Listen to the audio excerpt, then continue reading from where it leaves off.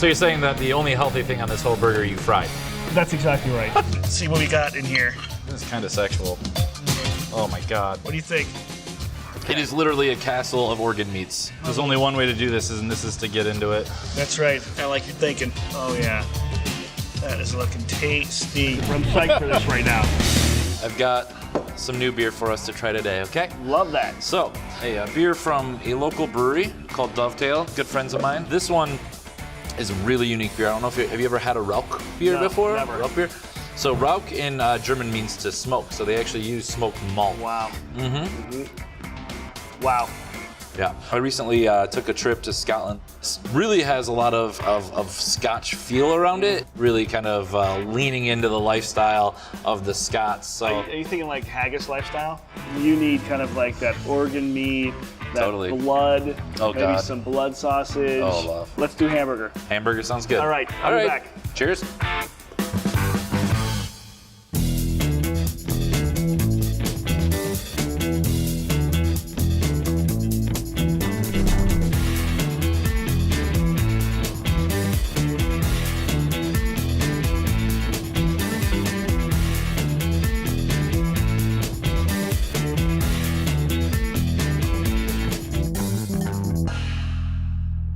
Trevor? Yes. This could be the national burger of Scotland. Oh, God. All right. What's on it? So here we go. Intestines, spleen, there's crispy tripe, Okay. liver, kidney, with like a veal patty, the way we took the liver and pureed it and folded it into veal. Little endive in there, which has been grilled, a little smokiness. All right. A little lime. Oh, and blood sausage. This seems like it might be like a deconstructed version of haggis, and That's I'm kind of exactly right. I have fears. It is literally a castle of organ meats. Okay, let's do it. All right. Whoa. Wow. That is Organy. that's actually quite delightful. What? Yeah, I actually really like that. Oh, I mentioned the grilled tongue. Oh, no, you forgot that. That's a key component. Cool. So it's like basically like all the parts that Americans don't eat on one burger. That's exactly right. The smokiness from the beer brought out some like more savory components and actually kind of like downplayed the gamey notes. I agree 100% on that. Wow. This is not orange juice, I swear to God. I know, I'm like, what is it breakfast time? Right? So this is called the Milkshake IPA.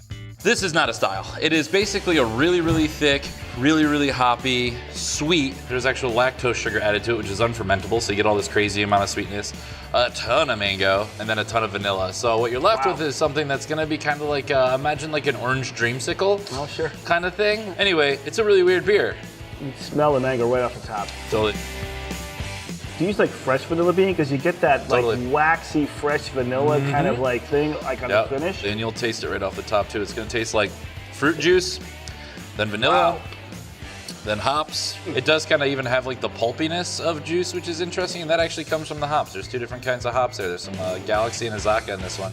I'm getting kind of like some of those Indian spices off of the tongue. Oh, wow. You know, and it really has like... Never even realized that before. Yeah, when you came to the table, you said like it's not orange juice. It kind of is. It kind of has that going on for sure. Yeah.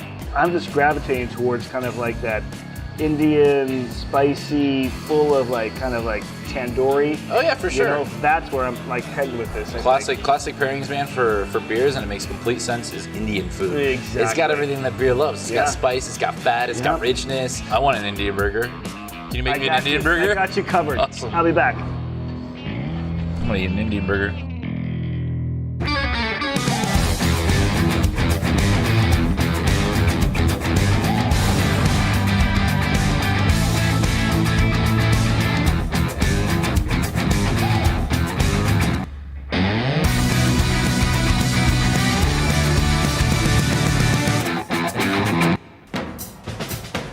That's pretty. Healthy burger. Oh my God, thank God. Well, just talking about, you know, going to like with those Indian flavors with, we got some like mango pickle in there. We have like raw red onion, chicken patty, from our friends at Gunthorpe Farm. Turmeric and ginger and a little bit of dried galangal and things like that to bring out the spices, I think, in this beer. Yeah. A little bit of salty feta cheese, which I think is really important for this pairing. For sure. Nice. And some sesame bun. That's what we got inside there. See what's cooking. Yeah. Oh my God, you can smell all the Indian spices. Cheers. Oh my God. Well, that's righteous. I really love that. This is Montrose. Whoa. Yeah, it's kind of red. The idea behind this was trying to replicate rosé from the French region. We both love rosé. We both love champagne. We come from food. We love this stuff. So double dry hopped with a Belma hop, which gives off a ton of strawberry. Hallertau Blanc, which is going to bring in a ton of white flowers. We also fermented it way down, so it's going to be bone dry.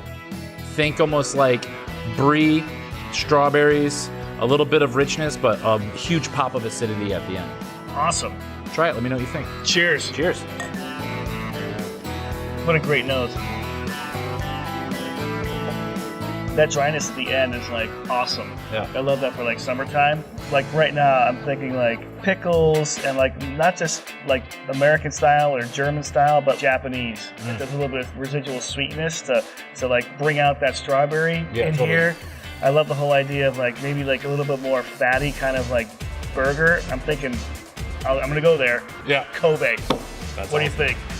Yeah, I mean, Kobe is super rich, obviously, like a ton of marbling going on inside of that. I think that the acidity is really high on this. We actually got it pH style, like all the way down to 3.0.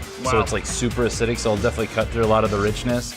Yeah, I think Japanese is a perfect kind of angle to go. Maybe a little smokiness, maybe a little bonito or something like that. Yes. Bring out like some great umami, but also that like light smoke. Yeah, where it's sounds not awesome. too heavy. Yeah. All right. Okay. Great. I think I got it. Okay. I'll be back. I can't wait. I can't wait.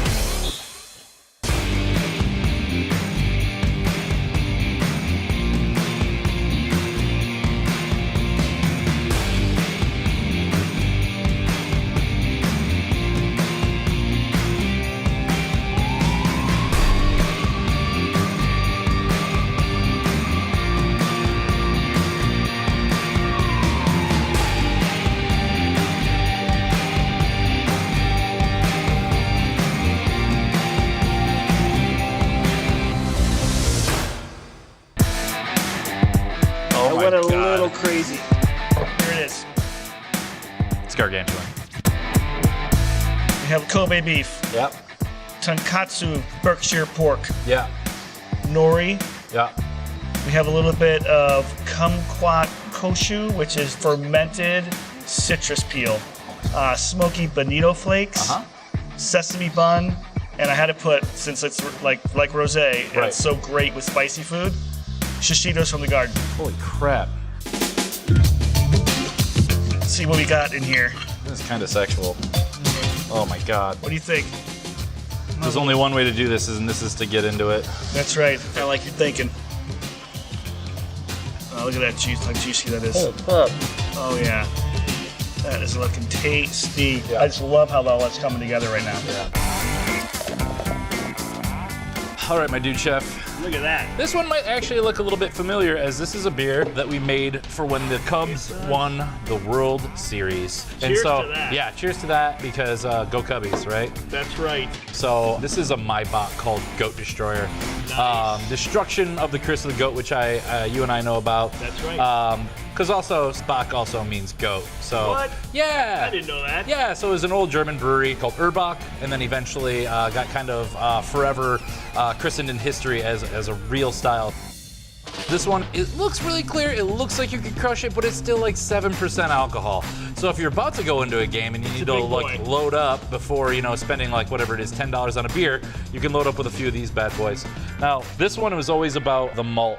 Okay, so you've got a ton of malt characteristics. It is lagered, which means it's laid down in the fermenter for a while. So it's really meant to kind of like become a little bit more subtle. All like the hops kind of meld with the malt, and at the end you're left with kind of like this beautiful round characteristic. I'll tell you, for me, it's got like this really strong backbone, and like you said, it's like beautifully washed out, where it's got wonderful body. It reminds me like so much like traveling through like like Austria and Germany, Totally. all I can think about is like pork. Oh, like yeah. Pork fat, you know, things like that. Germans like, eat a lot of pork? A little bit. Yeah, you that's do. what I hear. That's what I hear too. Whether it's in sausages or schnitzels or. Exactly. I think we might want to combine a patty and a sausage together on this one. I love that. Yep. So let me get to the kitchen. Okay. And I'll be right back. I trust you.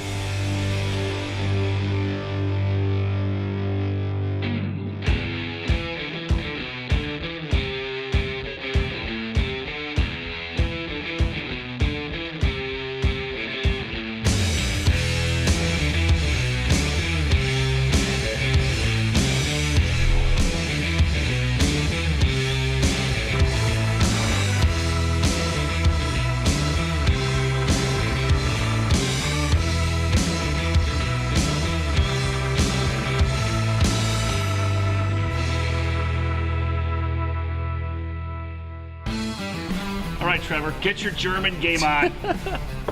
Oh man, another big one. That's exactly right. Pork patty, red wine braised cabbage, beer bratwurst. We have sauerkraut Okay.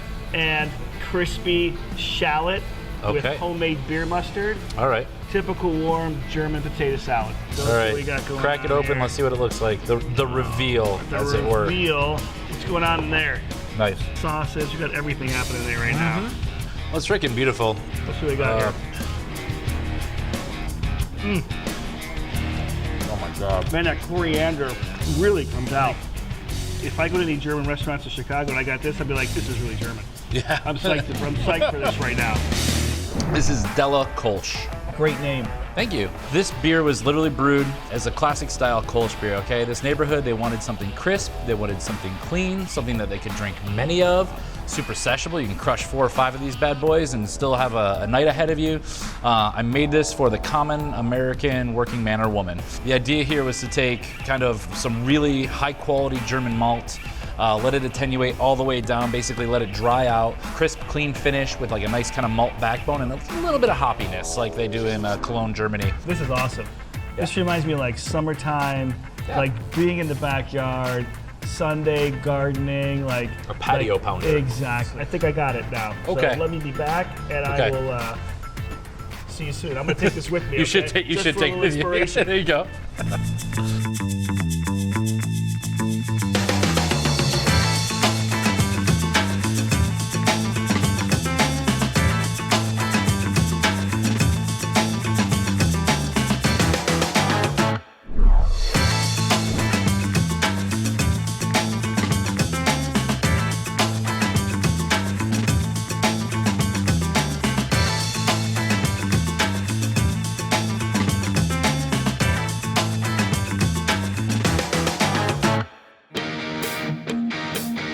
All right, Trevor.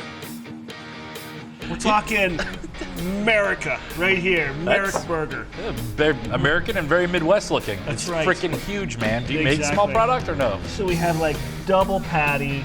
We have pickled radish from the garden. Yeah. We have pickled cucumbers, house made. We've got beautiful kale that we just fried up so you get that crispiness. So you're saying that the only healthy thing on this whole burger you fried? That's exactly right. I love it, man. Oh my god, dude, this thing is gonna slide apart. Great beer. Flavor bomb. I think that's what makes a great pairing, right? When not only can the beer bring out qualities in the burger, but the burger actually brings out some subtle nuances in the beer, which I think Exactly. is exactly what works here. And the fried kale is awesome. This looks like, what is it, dinosaur kale? Mm-hmm. Yeah.